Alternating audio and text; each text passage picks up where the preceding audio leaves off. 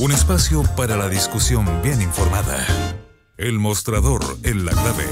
Con el equipo del Mostrador. Estamos con el Mostrador en la clave y está Santiago Escobar con nosotros. Que es un aplauso. Es un aplauso, un día de alegría aquí en Combinación Clave cuando viene Santiago Escobar. ¿Cómo estás, Chago? No sé si ponemos. Mira, bastante bien. Finalmente. Mucha vitamina, mucha inyección, mucho neurobionta, mucha... Estábamos hablando con Mirko de la revolución de los esclavos técnicos. En la maquinita del café hay que engañar la maquinita de café con leche. Claro, como decía mi abuelita. Entonces yo le decía, pero Mirko es muy joven, entonces le decía que lo más brillante que yo he leído sobre ese tema es en la novela de Virgil Georgiou, La Hora 25. La Hora 25. Me hizo salirme de física, fíjate a mí, ese libro. Y meterme a una carrera humanista. Ese libro. Constant Virgil Georgiou, La Hora 25. Qué extraordinario libro. Rumano. Y entonces habla de la revolución de los esclavos técnicos. Es una novela de los años 50, ¿no? Sí, no, de 50, y que tiene que ver básicamente, así, en modo esquemático, con esta persona que por error entra calificado de 25 formas distintas para ser mantenido en campos de concentración durante la Segunda Guerra Mundial. Y todo es un error, pero finalmente todo es un error. El sistema es más poderoso que tu verdad, digamos. ¿Está? Bueno, es extraordinario el libro, se lo recomiendo, pero encarecidamente Mira, partimos extraordinario citando a Constant Virgil Georgiou. Programa de alto vuelo. Obviamente la película no es tan buena. La película no vean la película La Hora 25 porque no es tan buena. No es tan buena. Además, tenía Anthony Quinn, todavía no había llegado al esplendor. No había llegado. No, estaba en la sandalia del pescador todavía. Exactamente.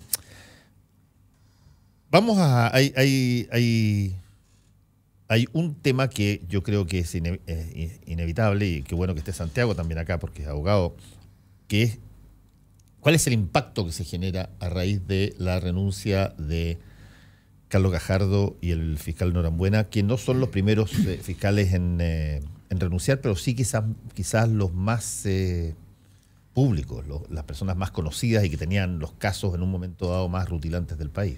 Claro, son los mal llamados, despectivamente llamados los fiscales mediáticos, porque ese mundo de la cultura jurídica tradicional chilena, de la que viene sin lugar a dudas Jorge Abbott, desprecia lo mediático o aquello que ocurre en la lógica de la comunicación abierta de estos tiempos, ¿no? De la pecera. Es decir, que tú seas una persona que tiene subjetividades, opiniones, pulsiones y las manifieste. Dentro de la cultura jurídica tradicional eso está castigado, sancionado, se ve feo, no corresponde. Entonces yo creo que para no entrar al caso mismo, que se ha hablado ya harto y más o menos todos tienen opinión, lo importante es señalar qué ocurre con esto desde el punto de vista en esta dimensión justamente simbólico-política, y es que un poco Abbott queda como el Papa. Abbott es como Esati y Gajardo y Norambuena y compañía son como los Berríos. Es decir, unos tienen la jerarquía, el poder institucional, la defensa de lo que es su proyecto para la institución. Sin embargo, la conexión, ese cordón umbilical mágico con la ciudadanía, que hoy día es indispensable, porque las instituciones no son instituciones, son rostros. Si las instituciones no tienen rostros, no existen. La legitimidad y la credibilidad descansa en rostros, no en instituciones. Entonces, estaba en estos fiscales mal llamados mediáticos. Yo no creo que aquí hayan buenos y malos. Ninguno de esos fiscales tampoco es santo de mi devoción. A mí me interesa mirarlo un poco más en perspectiva y es parte de esa tensión entre lo viejo y lo nuevo. Es decir, yo creo que la fiscalía necesitaba más a Abbott, a Norambuena y a Gajardo, que Gajardo y Norambuena a la fiscalía, porque los casos de platas políticas son emblemáticos de este tránsito entre lo viejo y lo nuevo. Sin esos fiscales, la fiscalía queda en las mismas condiciones que el resto de los órganos del Poder Judicial, en el desprestigio, porque todas las instituciones que administran justicia en Chile están en el fondo de la legitimidad solo por sobre el Congreso. ¿ah? Entonces, es interesante ver este tránsito. Finalmente nace una estrella.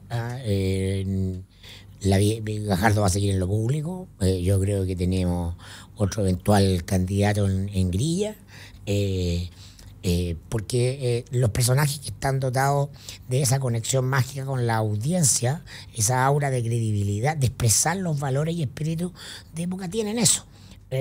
Abbott, por el contrario, es un personaje gris, ¿no? Y todo lo que ha ordenado en torno a los casos de platas políticas responden a la vieja lógica de cuidar los equilibrios institucionales y finalmente, en definitiva, responde más bien al viejo pacto elitario de los 90, que son los 20 años de la transición, donde las instituciones no se tocan entre ellas, y eso era entendida la normalidad de Chile. El poder se respeta, los poderosos entre sí se respetan todos. Recordemos, Santiago, tú puedes recordarlo, porque lo mencionó Mirko, cómo era el sistema antiguo. El sistema antiguo penal, yo me acuerdo, lo sufrí, pero más que eso lo reporté también. Tú tenías un montón de cosas que podías hacer y que hoy día no haces. Por ejemplo, los abogados podían tener reuniones privadas con los jueces y podían solicitarlas. Y los jueces, no hay que olvidarse, el juez es quien en esa época concentraba en sí mismo todos los poderes de investigación, acusación y fallo en la misma persona. No había contienda entre dos posiciones. Inquisitivo, sí. Claro. Tú tenías acceso a los actuarios, que eran un mediador en términos de la justicia que resultaba a veces... Muchas veces más que un mediador. Veces más que un mediador. Y por lo tanto había una suerte, entre comillas, de corrupción del proceso por la cantidad de conflictos de intereses que generaba, que bueno, eso se intentó cambiar generando un espacio contradictorio, es decir, dos opiniones distintas, el defensor y el Ministerio Público, y un juez que solamente queda reducido a fallar, como ocurre en casi todos los países del mundo. Y eso, además, al hacerlo público en lo penal, naturalmente le iba a dar exposición pública a quienes intervenían en esos juicios. Claro. Mira, yo creo que este es un aspecto bien importante del que no hay que olvidarse, y es que esta de verdad es la primera crisis real, a mi modo de entender, no por el caso específico de Gajardo, sino por cómo se vienen arrastrando los temas del Ministerio Público, en el cual no están bien definidas una serie de cosas de este sistema inquisitivo que tú señalas, y cómo se resolvieron en el nuevo sistema penal.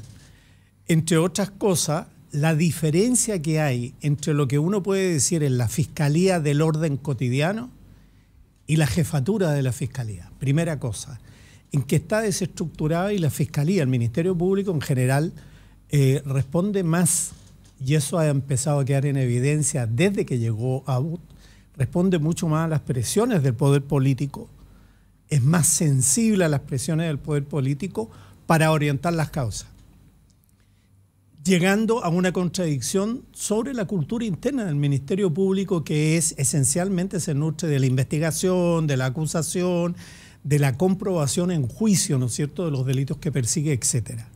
Entonces hay un primer tema que nos está evidenciando que la llegada de Abbott no fue para solucionar o darle un impulso de renovación y de estructura, de organización, sino por al revés. Él es un hombre que viene del ámbito administrativo del Ministerio Público. Una de las cosas que más ha fallado es su famoso plan, ¿no es cierto?, el plan de apoyo a los fiscales, que no ha funcionado porque todo el sistema informático del Ministerio Público está en cuestionamiento, o una parte importante de él, porque tienen varios, no hay uno solo. Segundo, los fiscales regionales, en este caso Guerra, son producto de una decisión de un sistema que es casi monárquico y que se basa fundamentalmente en equilibrios políticos. Hay que recordar, eso es muy importante. Guerra, lo que dice Santiago. Igual que Abbott. Claro, hay que recordar, porque eso alguien me dijo el otro día, oye, pero los fiscales son nombrados por el Senado. No, el fiscal nacional es el único. El único. Y de ahí para abajo todos son nominaciones nomás. Todos son nominaciones, y luego hay una cosa que resulta muy importante, que la cultura institucional no está debidamente representada en una organización, por ejemplo, de los fiscales, que sí tienen una asociación gremial, pero no tienen ningún reconocimiento de asociación gremial, y por lo tanto no puede haber una defensa yo creo que sería muy interesante preguntarle cómo están enfrentando esto, estas señales, todas estas cosas, el resto de los fiscales del país a Trinidad Steingel, que es la actual presidenta del sistema, porque la asociación gremial, a diferencia de lo que ocurre en Gendarmería o lo que ocurre en muchas otras partes, la asociación gremial de los fiscales, en el fondo no tiene ninguna libertad realmente para ejercer, excepto la tolerancia del director, del jefe del fiscal nacional. Entonces, ¿qué es lo que yo creo que está empezando a producirse? El espacio para entrar derechamente, para cambiar la perspectiva sobre qué es lo que se necesita. O sea, no podemos tener un fiscal nacional, en mi opinión, que no esté sujeto a un control que no sea político, sino que sea técnico político, porque así operan. Y por lo tanto necesitamos un Consejo Nacional, o una dirección, un consejo más bien, del Ministerio Público. Segundo, hay que vincular los fiscales regionales, disculpa Fernando, termino con esto, los fiscales regionales que pueden venir de fuera del sistema con toda la responsabilidad que tiene un fiscal regional, mientras que el resto de los fiscales adjuntos, en fin, son gente de carrera. O sea, hay una distorsión. Es como un sargento no puede llegar a general a esta cosa, o cuando llega a general se separa de la tropa, está sujeto fundamentalmente a una voluntad política. Y yo creo que Abbott ha profundizado. Y las platas políticas, bueno, el problema se presentó con esta investigación de platas políticas. No está en otra parte, no está en otras investigaciones. Las decisiones de oportunidad que han tenido los fiscales siempre las aplican, es cierto, pero la connotación de los delitos y de los hechos que se investigaban son demasiado severos para el sistema como para hacerse el tonto. Y por eso me llamaba la atención tu entrevistado, ¿no? Que es olímpico, habla como autoridad, nunca como funcionario, no él, sino en general, los subsecretarios siempre dicen yo soy autoridad de gobierno, pero nos dicen que son funcionarios además y tienen competencia, y que a vista y paciencia el Ministerio de Justicia, la crisis en la justicia chilena hoy día es de fondo. Sí, hay un punto extra que me parece interesante tocar, solamente para recordar. Hubo un momento en que pudo haber cambiado la historia con la Fiscalía Nacional. Y fue cuando se presenta como candidato a fiscal nacional Jorge Bofill. En la primera, que salió elegido posteriormente Guillermo Piedrabuena. Jorge Bofill no es el Jorge Bofill hoy día, abogado con rutilante, con dos casos. Era uno de los mejores penalistas que había en Chile, una de las personas que venía creciendo muy fuerte, y presenta su currículum para postularse a fiscal nacional. Quiere abandonar el ejercicio del derecho particular y ser el primer ministro fiscal nacional. Y la Corte Suprema lo rechaza porque no acompañó la fotocopia del título. Estando inscrito en los registros públicos. Estando inscrito en los registros públicos, porque no acompañó la fotocopia de su título de abogado. A la chilena. Claro, y dejando al final esa cosa, porque lo podría haber recambiado. La dejaron al final, mira, ya no había plazo y por lo tanto no le avisaron nada. Y sale él y entra Guillermo Piedrabuena. Oye, eso es una revisión administrativa. Que le hace una cosa total, una cosa absoluta. Alguien que dice, oiga, le falta un papel. O sea, dicho de otra manera, no se quería poner a alguien que efectivamente pudiera hacer la pega en ese momento. Jorge Bofill después cambió bastante y se dedicó a forrarse. Sí, pero y sigue siendo un muy buen abogado y todo lo demás. Pero en esa época con toda la ilusión de el cambio del sistema, había cambiado el sistema, estaba el Ministerio Público crudito, se necesitaba alguien joven, una mano que le pegara el empujoncito, no acompañó el certificado, la copia del certificado de título. Yo creo que es muy mundo, el mundo de la cultura jurídica chilena. Es un mundo muy anquilosado, ¿no? Como decía Soloso, le decía Soloso a Michael Corleone en El Padrino. El Padrino tenía que aparecer hoy día. Tu papá pensa Charlson te va a tuitear, porque cada vez que, por favor, sí, cada vez que mencionas al Padrino, tu papá pensa la antica. Entonces, hay un mundo que piensa a la antigua que le cuesta salirse del molde tradicional. Ahora, yo creo que ese pensar dentro del modo tradicional también implica el negocio político. O sea, Abbott llega haciendo un negocio político con el gobierno de Bachelet. De otra manera, tú no te explicas que algo que está puesto a la luz del día y bajo la luz del sol, como es la precampaña de Bachelet, absolutamente irregular, pero haya pasado colado. O sea, él llega haciendo un negocio, deja recordar, con Javiera Blanco, la que lo pone ahí, la ministra de Justicia, y a modo de compensación, Abbott pone a su mejor amiga, la de Blanco, Francisca Bert, en la jefa de estudios de la Fiscalía.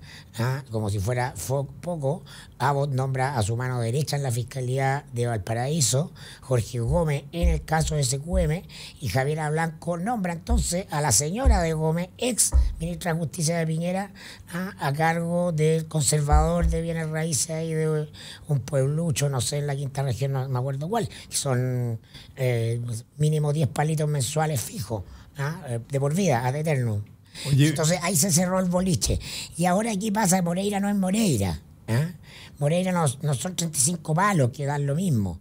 Moreira es un voto en el Senado para Piñera. Son señales para Piñera de que no se va a intervenir en el funcionamiento de las instituciones elegidas por voluntad popular. Eso está, si Abbott no es ni bueno ni malo, yo estoy tratando de describir la mentalidad del personaje. Es decir, él ya lo expresó en una criticada entrevista hace 2 años, en la tercera, ¿no? Es decir, primero no querían intervenir en la campaña, trataron de dilatar los casos, de ponerle baños fríos para que los casos no incidieran en la campaña presidencial. Y ahora tampoco van a querer incidir en lo que se denomina el proceso democrático. Uno podrá cuestionar mucho eso, y hay demasiados buenos argumentos para hacerlo, pero desde esa racionalidad es desde donde se arma este boliche. Bueno, pero lo que yo quiero señalar es que aquí no hay que olvidarse una cosa, o sea, las instituciones son rutinas también. Entonces, esto de pensa la antica, ¿no es cierto?, del Padrino, tiene una referencia específicamente a la posibilidad de dejar entrar un nuevo negocio, ¿no es cierto?, en la mafia. Pero en este caso, las instituciones funcionan sobre la base de competencia y rutinas. Para que hayan instituciones es necesario que haya una cierta rutina. Y las rutinas se hacen fundamentalmente sobre casos que pueden ser o sobre criterios que pueden ser extendidos y que generan la interpretación de las normas de una manera generalmente aceptada. ¿Qué es lo que ocurre al interior de las organizaciones? Y en eso tienen mucha razón los fiscales cuando renuncian ahora a Gajardo y Norambuena. En los casos emblemáticos, creo que tú también lo mencionaste, ¿no es cierto?, en el editorial, Fernando. No hice editorial, idea puesta. O sea, perdón, en la entrevista inicial. Pero esto de que están dadas todas las condiciones para dar una señal de interpretación sobre lo que el Ministerio Público debe hacer en todos los casos, independientemente de la connotación de los personajes que tiene bajo la mira, y la señal que nos entrega este Ministerio Público actual, el de Guerra, el de Abbott, es exactamente el de decir, mire, vamos por el mínimo, vamos por la segura. No nos juguemos en la competencia, sino que juguémonos en el acuerdo. Sigamos en el binominalismo estructural de la sociedad chilena, ¿no es cierto? Porque lo más probable, haciendo una aventura que no les corresponde sobre lo que va a ocurrir respecto de los tribunales, lo más probable es que no tengan sanción. Y entonces cayendo en lo que Mirko muy bien señala, ¿no es cierto?, un arreglo, un enjuague. La deja guerra en la pole position, claro, para ser fiscal nacional. Y deja guerra en la pole position, que es un personaje bastante... Piñera con Exalmar, y ahora Moreira, que no es menor para Piñera. Entonces, lo que yo digo, las señales que se entregan en general sobre la composición institucional de todo lo que es el sector judicial son muy malas. Están siendo muy malas. El presidente de la Corte Suprema va al Congreso Nacional a hacer una explicación de que una cosa ilegal que debe desde el punto de vista del tribunal, como fue la designación del notario de Pirque, debe ser, dice, pero nadie le impugnó, y entonces como nadie le impugnó, validando de facto un hecho que está fuera de la legalidad del sistema. El presidente de la Corte Suprema va a hacer este alegato a la Casa de Otro Poder citado a declarar sobre estos temas.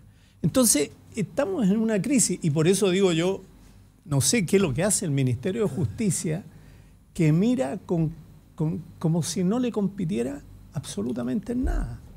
Como si fuera esto de la construcción de instituciones, en primer lugar, es una obligación del Ejecutivo. Es el que pone por Constitución las condiciones del ejercicio de las competencias dentro de un Estado. Y entonces lo que hacen, esto de pensar a la antigua, es pensar fundamentalmente en instituciones, en cosas, y que cuando hay que innovarlas, haya un organismo responsable que las innova, y no que venga por la vía de lo que hace el ministro de Justicia, de crear condiciones de facto, de hecho, porque arregla a todos los amigotes del país. Contra la opinión de la Asociación de Notarios, que puede no gustarnos, pero que tiene una estructura y un funcionamiento. Por eso tiene mucha razón Óscar Godoy, yo nunca me canso de citarlo, a pesar de que es un personaje muy de derecha, de que los chilenos somos buenos para pensar procesos y somos muy malos para pensar instituciones. Y tenemos una crisis institucional.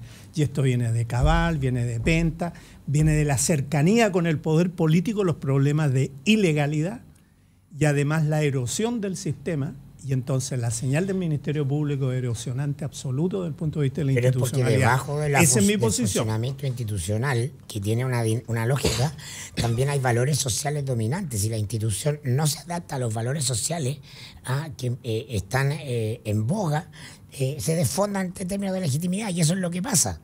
O sea, las instituciones tienen un rol también, o tienen que tener una antenita política para capturar cómo son dotadas, cómo se autodotan de legitimidad en la medida, y eso es lo complejo de los procesos de cambio como el que estamos viviendo en la sociedad chilena actual. Las instituciones no están dotadas de ese radar. Es decir, el fiscal nacional piensa con el código en la mano, con una cultura en la que creció. Entonces, el país... esta sociedad chilena está cambiando. Sí, me quiero... Yo creo que con el acuerdo político en la mano, el código la Constitución en una y el acuerdo en la otra. Digo el código en el sentido de la aplicación literal de las normas, que por lo tanto siempre van o habitualmente van a la interpretación restrictiva de la norma, no al espíritu de la misma o al sentido en que la sociedad está entendiendo el caso. Los casos son públicos y los delitos se cometen no contra la Fiscalía, se cometen contra el orden jurídico chileno, es decir, donde está encarnada la sociedad. La sociedad le va dando sentido a la interpretación del derecho. Y eso la Fiscalía no lo está viendo. Hagámoslo práctico. Fernando le decía al subsecretario en la primera entrevista que existía una disposición de las instituciones en general, ¿no es cierto?, de impuestos internos, por ejemplo, de investigar, y citar el caso de Tito Fuyú, ¿no? De investigar para dar una señal a la sociedad de que nadie puede zafar del brazo de la ley. Yo pregunto hoy día, después de la ambigüedad del Ministerio Público para defender la competencia constitucional que tiene de ser propietario de la acción penal, si alguien cree, y la intervención que el gobierno de Bachelet hizo sobre el sistema de impuestos internos, si alguien cree que cuando lo persiguen por justicia y no lo están persiguiendo el Servicio de Impuestos Internos, me refiero, le está haciendo una investigación mañosa y persecutoria sin fundamento o con fundamento político. Porque han erosionado la confianza en estas instituciones, porque la fe pública y la confianza pública son esenciales como bienes públicos perfectos para confiar en las competencias de las instituciones. Pero si esas son erosionadas por los que la dirigen, estamos mal. Y eso es lo que está ocurriendo ahora. Lo que han dicho los fiscales es, señor fiscal nacional, ¿sabe qué? Lo que está haciendo el ministerio es erosionar la calidad de la institución Ministerio Público. ¿Y qué es lo que hace el fiscal nacional dice 2 fiscales no son el Ministerio Público. Volvemos un ratito con el mostrador en la clave.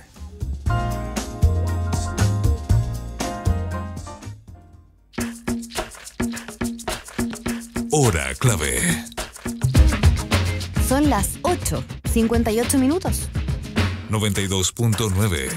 Somos como tú. Somos la clave. Para hacer un buen negocio, necesita ser un gran anfitrión. Para organizar un seminario productivo, debe elegir el lugar correcto. Visite Hotel Los Nogales y compruebe que superaremos sus expectativas. 5 salones de hasta 300 personas con equipos audiovisuales, estacionamiento y Wi-Fi de alta calidad. Cotice en hotelnogales.cl o al 223-356958. A 2 cuadras del Metro Estación Los Leones. Hotel Nogales, Los Nogales 741 Providencia. Si tú eres de las que se preocupa de dar lo mejor a tu familia, la que da su receta por Facebook, la que da sin esperar nada a cambio, la que da ideas para el fin de semana, la que da consejos por WhatsApp, la que da orden y malcría, la que da permiso, la que da su hombro, la que da amor... Entonces, dale Manantial a tu familia, porque darles agua purificada les hace bien. Manantial no contiene cloro, es libre de sodio y es 100% pura. En Manantial, despachamos gratis toda la pureza y frescura que merece tu familia. Contáctanos al 600-427-2200 o solicítalo en manantial.com. Manantial es vida.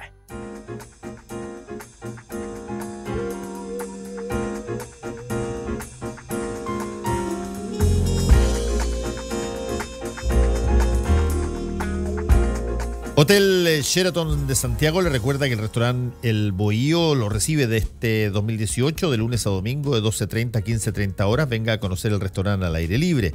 Se encienden las parrillas para deleitarlo como siempre, con la más amplia y sabrosa variedad de carne grillada, junto a un exquisito buffet compuesto por ceviches, mariscos, quesos, ensaladas, verduras y una amplia variedad de frutas de estación. Tortas y postres de la pastelería. Valor 31.900 pesos por persona y incluido, con refill de bebidas gaseosas sin límite. Reservas e informaciones, teléfono 222-335.000, sheratonsantiago.com. Casa Mía es una residencia privada ubicada en un sector estratégico de Providencia. Ofrece departamentos especialmente diseñados para la comodidad y relajo de los adultos mayores. Cuenta con un servicio integral orientado a la acogida, cuidado, asistencia y todo el apoyo que ellos necesitan. Al solicitar información, mencione Radio La Clave y podrá aprovechar los beneficios extras. www.residenciacasamia.cl. Casa Mía se viene a vivir. El secreto del éxito está en tomar riesgos y superar desafíos. Viva la vida Concho tomando buenas decisiones. Batería Hankook, mucho más. Seguimos con el mostrador en La Clave y algo, supongo que podremos especular sobre lo que se va a anunciar mañana, a ver si es que la chuntamos. Bueno, no, o sea, yo no tengo ninguna información, simplemente hay un festival de trascendido que venía... Hay un WhatsApp que dio vuelta, pero como la semana pasada... De fuentes. Hace 2 semanas. Hace 2 semanas. Fuentes muy cercanas, como secretas. Fuentes cerradas. Fuentes No, cerradas. eso era Eso era chanta un total. chanterío total, sí. No, hoy día los diarios vienen con, ayer y hoy día con información dan por seguro ciertos nombres. Felipe Larraín se repetiría en Hacienda, decía hoy día la tercera, Valente en Economía, Monkever en Vivienda. ¿Cuál Monkever? Cristian Monkever. Cristian Monkever en Vivienda. ¿Qué más venía? Cecilia Pérez y Chadwick, Secretaría General de Gobierno, Vocería e Interior. Venía Felipe Guara en Bienes Nacionales, Valdo Procuriza Minería. Esos eran los nombres que venían hoy día como confirmados. Incluso se especulaba que Moreno también podía volver a repetirse la Cancillería. ¿Déjà vu? Sí, es como un cero actualización, ¿no? Como No, pero ahí hay que meter... Viejos ministros más parlamentarios. Hay que meter, por ejemplo, por lo menos un par de Bópoli. Julio Gloria Hood estaba instalada en transporte y entonces se especulaba que, pese a que Piñera lo quería como jefe de asesores segundo piso, Gonzalo Blumel iría a las Express. Esa es la información que venía. Puede ser, ¿no? Pero, a ver, o sea, yo creo que el Porque el presidente... nombramiento es mañana, digámoslo. Sí, mañana claro. se anunció que mañana se anuncia. Congreso Nacional, sí. Yo he sostenido que Piñera es el presidente con más libertad política de Lejos. lejos, ¿no es cierto? Y básicamente porque tiene independencia financiera y no tiene que andar mirándole ni pidiéndole plata a nadie, digamos, a pesar de que ha pedido. Pero en primer lugar, y yo quiero detenerme un poquito en eso, sobre todo por lo siguiente, porque pocos han sacado cuenta de que por primera vez, o sea, desde el 2016, los nuevos funcionarios públicos, los mandatarios, están enfrentados a una ley de conflicto, de prevención de los conflictos, de probidad y prevención de los conflictos de interés, así se llama, donde viene contemplado el famoso fideicomiso ciego.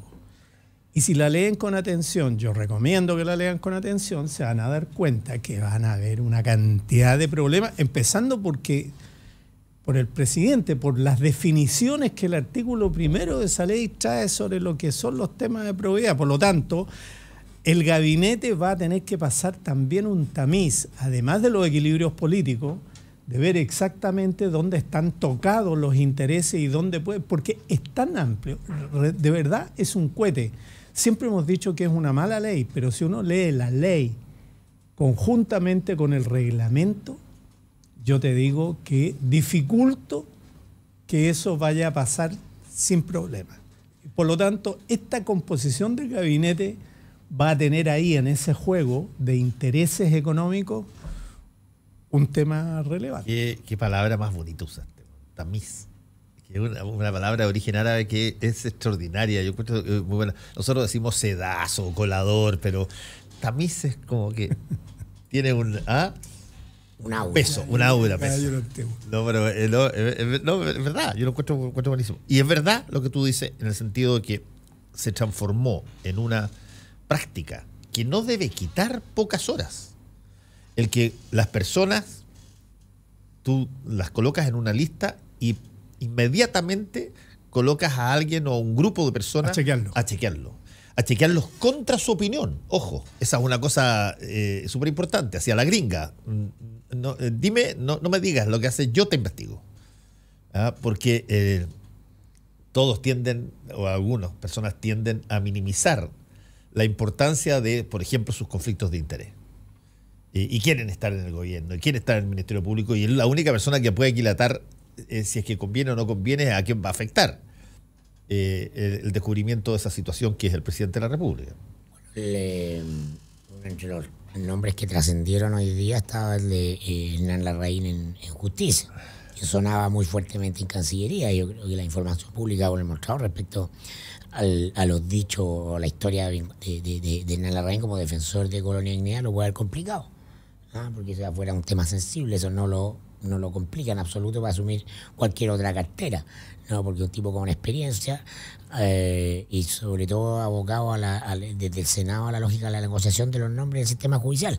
Él por la derecha es quien negociaba a los jueces. Y de muy buen nivel además, hay que reconocerlo. Como profesor universitario, entonces lo que sí todo esto trascendió, se confirman.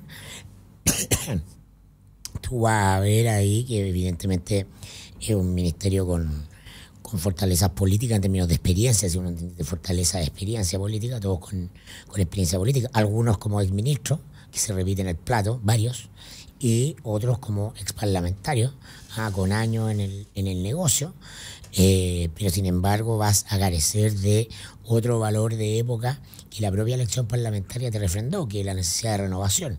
Es un gabinete que parte viejo en la foto. Es un gabinete de silla musical, y eso le quita fuerza a la política como espectáculo, a la necesidad de dotar de sentido y dar señales de necesidades, la necesidad de la gente de ver caras nuevas. Ahí hay nombres que venimos viendo desde antes de los 90 en la política, como Alberto Espina, que es un gustito personal de Piñera por poner al amigo, Espina en defensa. Un gustito. Yo creo que, para serte franco, yo creo que es una suerte de ¿de presente griego?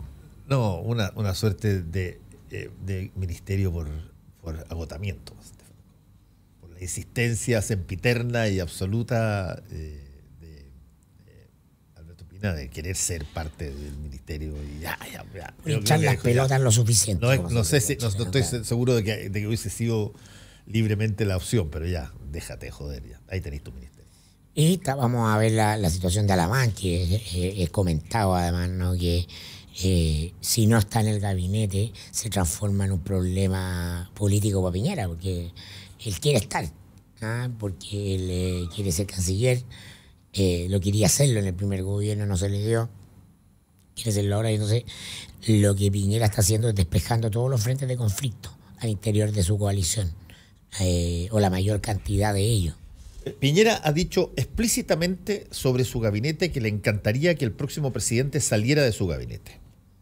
Y por lo tanto, ahí hay por lo menos una pista para dispar que por lo menos 3, 4 personas va a colocar, no solamente por sus competencias, sino que por su capacidad de llegar o ascendencia que tenga en una eventual primaria o en una eventual elección parlamentaria. Y ahí es más difícil, es más fácil acotarlo a quienes tú puedes creer que está. Yo tengo mis dudas sobre Andrés Alamán por otras razones, pero Andrés sin duda es una persona que tiene y ya participó en una primaria. Por ser malo para el rugby. No, nunca ha sido malo para el rugby. No, Era bueno. Era bueno. Personas, por ejemplo, como te pongo un ejemplo, Felipe Guard no tiene ni una chance bajo la lógica de las etapas. Hay un tema, Fernando, que a mí me gustaría dejar planteado, que es lo siguiente. O sea, yo creo que hay una cosa, lo que han dejado en evidencia los últimos, digamos, 4 gobiernos que se han repartido entre 2 presidentes, ¿no es cierto?, Michelle Bachelet y Sebastián Piñera, es que los gobiernos no dejan instalado a alguien de su coalición o alguien de su gobierno en la pole position. Absorben toda la luz ellos. Ese es el problema. Así. Los presidentes se han convertido en hoyos negros, compadre. Todo lo que pasa por ahí es absorbido por ellos. Yo creo que ese es un punto que está empezando a marcar el sistema político, el sistema presidencial dentro del sistema político chileno. Eso es un punto. El segundo es que todavía no está terminado la dispersión de poder político en el nuevo sistema. Mira, la elección de los gobernadores provinciales va a generar un incordio y una nueva segmentación de poder político a nivel de todo el país. Porque hay ciertas regiones, Valparaíso, la región metropolitana, Concepción, que van a levantar o van a producir, o pueden llegar a producir, mejor dicho, el levantamiento de nuevos liderazgos políticos, una forma diferente de ver y entonces de estratificar de una manera diferente el poder político dentro del sistema. Yo creo que el Senado va a perder en esta pasada. En esa pasada el Senado va a perder de que la insistencia sobre un parlamento de Cámara Única y la reorganización de la Presidencia de la República y una cantidad de gobernadores provinciales elegidos que ahora van a ser intendentes y por un año, si estos intendentes quieren ser candidatos competitivos, tienen que renunciar un año antes. O sea, aquí tenemos una continuidad de redistribución del poder político que toca muy profundamente a la derecha, porque la derecha ha salido bien parada en general en las regiones. Sí, yo cuando decía que había personas que no tenían chance, me estaba refiriendo a personas que no tenían chance de postularse como candidatos presidenciales, pero como ministerio tú puedes tener a cualquier persona que el presidente convenga que le sirve. Claro. Pero cuando él hace además una promesa de que le encantaría que desde ese gabinete o de los gabinetes que tengan, el gabinete del gobierno, provengan las candidaturas, el presidente, sin que aparezca directamente dicho así, se arroga, y es un poder grande, el poder de decidir quién es el candidato independientemente de los partidos. Porque tú tienes una condición en Chile bien interesante respecto al Poder Ejecutivo. Es todopoderoso el Poder Ejecutivo, absolutamente todopoderoso y presidente, pero es un, qué sé yo, mini monarca. Pero los ministros, subsecretarios, tienen mucho más poder real que un senador o un diputado. Y sin embargo, el senador y diputado, guste o no guste, son escogidos por transferencia de confianza de la gente en ellos, mientras que los ministros y subsecretarios son nominados. Y por lo tanto, tiene ahí el presidente de la República un abanico y un espectro mucho más amplio para poder decidir, oye, yo de la noche a la mañana te relevo a nivel de conocimiento nacional. ¡Paf! De un pelotazo. Y por lo tanto, si es que le achunta en esas personas que quiere escoger para que estén posicionados en una eventual carrera presidencial futura, en el ministerio que corresponda, ese poder que el presidente tiene es súper, súper importante. Pero hay ministerios que son blindados así para eso. O sea, uno en la Cancillería. O sea, tú como canciller nunca vas a tener primero una gran exposición, en segundo lugar un gran lugar de conocimiento, en tercer lugar una valoración positiva de 70-80%. Y al revés educación. Y al revés educación. Salud. Y al revés salud, exactamente. Entonces, pero de alguna manera el desafío es si lo hace obras públicas. Oye, obras públicas es corte de cinta. A menos que te mandé una como el puente Caucao. ¿Ah? Bueno, que le puede pasar a cualquiera, incluso los que se consideran excelentes. Pues le puede ser una cosa brutal. Te puede pasar un censo, te puede pasar un puente Caucao, te puede pasar montones de cosas. Digamos. Sí, el manejo de un gobierno es en gran medida el que tú estás manejando imponderables muy fuertes que pueden tener altísimo impacto si es que tú no has previsto eventualmente en esos lados la posibilidad de contener. Pero te puede venir una cosa encima. Hay cosas que están obligados los gobiernos a hacer. Bueno, mira, yo creo que el tema vecinal es un tema no resuelto. De verdad creo que en general, cómo se está pensando la política exterior de Chile, la sobrereacción sobre el cambio de los alegatos en La Haya, etcétera, ¿no? Yo tengo la sensación de que estamos abriendo un periodo de relativa incertidumbre en las relaciones vecinales, pese a que hay condiciones absolutamente nuevas y diferentes hoy día, sobre todo por falta de un pensamiento estratégico sobre qué hacer con el país en la región y cómo hacerlo.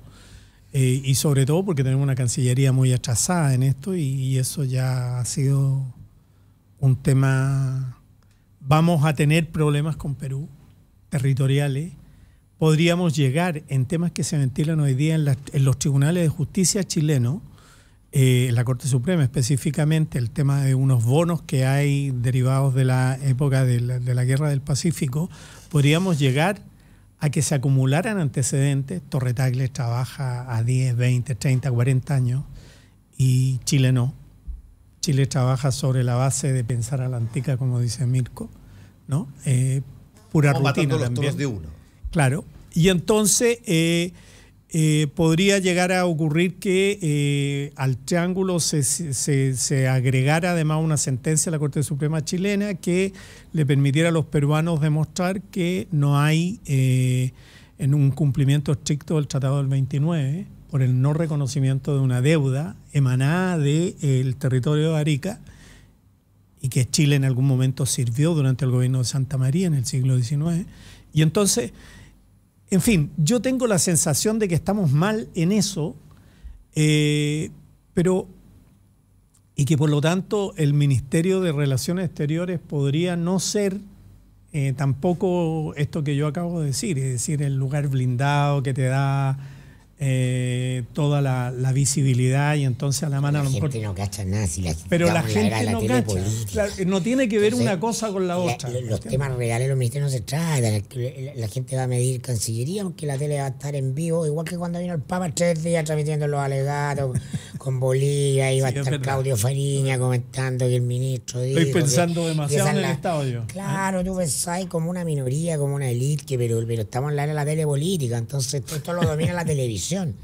No, lo que el marco de la televisión pone es lo que existe, el resto no. Yo fíjate que yo discrepo de aquellos que creen que hoy Cancillería, por ejemplo, es un ministerio catapultable para la presidencia. Yo encuentro que tiene el presidente es tan poderoso en términos de lo que se decide en materia de relaciones exteriores que siempre va a ser él o ella el que va a salir beneficiado por lo que haga su ministro. Y el ministro no tiene, como en otras partes, como en otros ministerios, no tiene el rango de movimiento que podría tener para justamente posicionarse. Por ejemplo, te voy a poner un ejemplo. En energía, donde el presidente Piñera en su primera administración tuvo lejos, pero lejos por paliza, la performance más desastrosa que yo recuerde desde el retorno a la democracia. Cinco ministros en 4 años. Nada se puede hacer en energía así. Y por lo tanto yo creo que va a escoger poner a alguien en particular muy bueno, entre otras cosas porque Máximo Pacheco dejó muy alta la vara en términos de eso. Y ahí tú tienes, por ejemplo, un ministro que le da las facultades, tiene buenas ideas y te arma una parrilla que la gente advierte como novedosa, como distinta a lo que había antes de que llegara. La presidenta no se puede arrogar el beneficio de lo que es el nuevo Ministerio de Energía o la nueva baja de tasa, salvo en aquello que es la ejecutiva y que ordena y acepta los criterios y las sugerencias del ministro. Y por lo tanto ahí tú tienes en esos ministros sectoriales, tienes personas que se pueden levantar relativamente fuertes. Pero en los clásicos, Ministerio del Interior, Ministerio de Relaciones Exteriores, donde tú pasas pisando papeles con caca todo el día. Es muy difícil. ¿Y obras públicas? Bueno, ese era el histórico, ¿verdad? Obras públicas era el histórico. Eduardo Frei Montalva fue ministro de Obras Públicas de Alessandri. Ricardo Lago fue el ministro de Obras Públicas de Elwin, y por lo tanto Obras Públicas se tenía en la cabeza como el ministerio por el cual se posicionaba. Ricardo Lago fue el ministro de Obras Públicas de Frei Ruiz Tagle. De Frei Ruiz Tagle, perdón, de Frei Ruiz Tagle. Fue de Educación de Elwin. Oye, pero de Frei Ruiz Tagle. Pero Alfredo Moreno como ministro de Obras Públicas, ¿sería un presidenciable? No. Yo pienso que no porque no lo ves como ministro de Obras Públicas tú. O sea, yo él lo veo, por ejemplo, efectivamente como canciller. Sí, él puede ser canciller otra vez y funcionó bien con la tarea de canciller. Así que, pero estoy pensando bajo la lógica. Funcionó bien, Fernando. Me refiero, él es una persona que. No sé, cualquiera. Pero ¿qué hacen los ministros de Relaciones Exteriores? Pero si en un país donde no tenía una prensa que cuestiona, obvio que todos lo hacen bien. No, pero ¿qué es lo que hacen los ministros? Una catástrofe, los ministros quedan en la pitilla. Salvo que venga una investigación periodística, los ministros quedan en la pitilla. Pero en esta discusión que estamos teniendo, se vería el matiz del presidente de la República sobre realmente, porque si va a nombrar posible en las carteras posibles, no tiene ninguna novedad. O sea, se nombra a Alfredo Moreno ahí, o la izquierda piensa levantar candidatos como Máximo Pacheco, digamos que están asimilando. Sí. Ahora, convengamos una cosa. Se está moviendo el piso. Chaco, convengamos una cosa. Además, si el presidente Piñera no tiene un pelo tonto, también entiende de que él necesita que ojalá los 2 primeros años, todo el beneficio, el 100% del beneficio de lo que haga su gobierno se lo achaquen a él. Nadie puede salir en los primeros 2 años que Por lo tanto, si es que efectivamente él quiere dejar a una persona que lo suceda, que provenga de su gabinete, yo creo que es el nombrado en el segundo gabinete, no en el primer gabinete. En el primer gabinete, tenme gente que haga la pega, que ordene la casa, que funcione y que nadie dude sobre quién es el que... Pero yo no tengo ninguna duda de que Moreno fue el factotum de todo lo del gobierno de Piñera pasado. O sea, no solamente el canciller, sino hombre de mayor confianza. Y lo más probable, quien conocía más de las inversiones de Piñera en el extranjero que de lo que conocía todo el resto del mundo, excepto Piñera. Desde ese punto de vista, no un personaje de mi personal simpatía, pero yo diría que objetivamente es el hombre que podría perfilar para una derecha díscola que en proceso de ordenamiento, pero desordenamiento político, con capacidad de articular, de gobernar, y tiene que darle 4 años. O sea, 2 años, el segundo gabinete es siempre gabinete de crisis, Fernando. Sí, pero es que en ese gabinete de crisis es donde salen los presidenciables.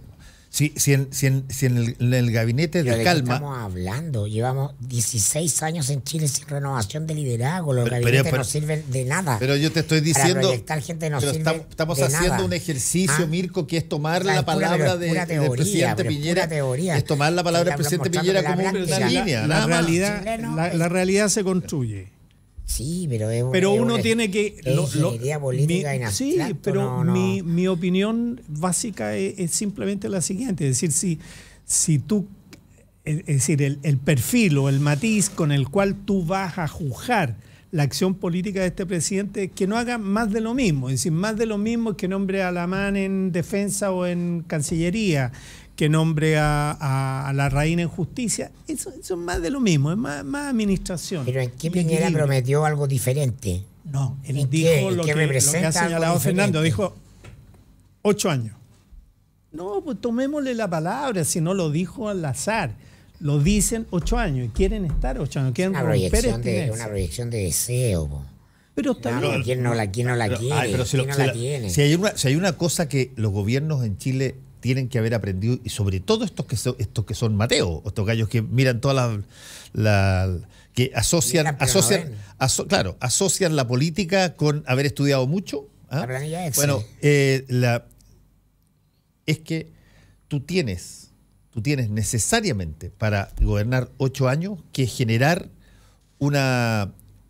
dos variables: que no se te desarme la coalición. No se te desarme la coalición, por ejemplo, que esa es la primera importantísima, que fue lo que le pasó en el primer gobierno. Le destruyeron en los primeros años y medio todas las cosas que señalaba Piñera, su propia coalición. Y en segundo lugar, que tú hagas un gobierno relativamente decente, relativamente bien, y que generes eventos o circunstancias que catapulten determinadas personas distintas del presidente. Que eso le va a costar a Sebastián Piñera. A él le cuesta que otro tipo esté al lado del de la foto. Le cuesta.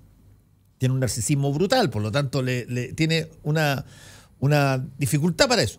Pero si es que quiere poner a alguien que de alguna manera genere una posibilidad de que continúe su obra y no tenga que darle la banda de nuevo a alguien de la oposición, bueno, va a tener que aceptar que en un gobierno corto sin reelección tú tienes al principio 2 años donde puedes gobernar relativamente sin impedimento de las grandes cosas, y tienes 2 años en que tú ya no existes porque viene la municipal y después la presidencial con la parlamentaria, donde tiene que estar todo cuajado. No, y ahora tenemos la provincial dentro de 2 Y además años. tenemos la provincial. Entonces, es interesante cuando un presidente se pone como meta tener a un sucesor que emane de su gobierno. Porque efectivamente, ¿qué es lo que va a ocurrir? Es una cosa obvia. Es un incentivo a la competencia entre ministros, que ojo cómo existe. Nosotros somos periodistas, hombre, nosotros hemos visto 20 veces a tipos que se pelean arrogándose el éxito de una determinada cosa y vienen de distintos O parlamentarios contra ministros por la misma razón. O parlamentarios contra ministros por la misma La razón. pelea Osandón Cast viene desde el gobierno de Piñera. Osandón Felipe Cast.